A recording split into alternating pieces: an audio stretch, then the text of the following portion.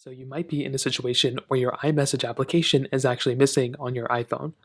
Now, this can happen for a few different reasons, but you can see I have the iMessage application here.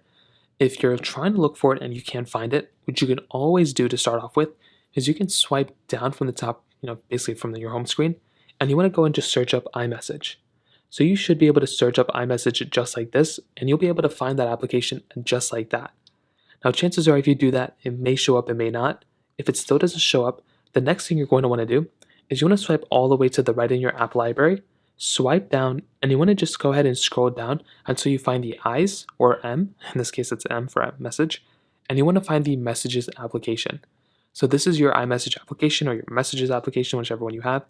Now, this is basically how a majority of people are going to be able to find it. Sometimes it's missing on your home screen, and sometimes when you use that spotlight search, it may not show up either. It's very, very weird.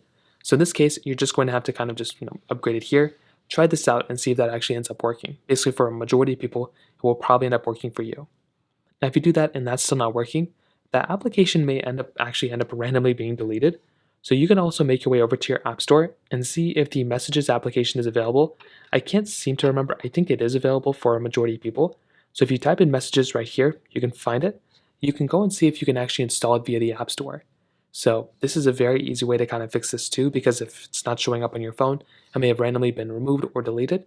So you can always just go through here, basically just find this application, download it, and that may end up fixing it for you as well. So that pretty much covers it up there. If you have any other thoughts or questions, let me know in the comment section below. The like button helps me so much, but definitely hit that subscribe button. More importantly than everything else, I love every single one of you guys. Hopefully I'll catch you guys in the next video. Peace out.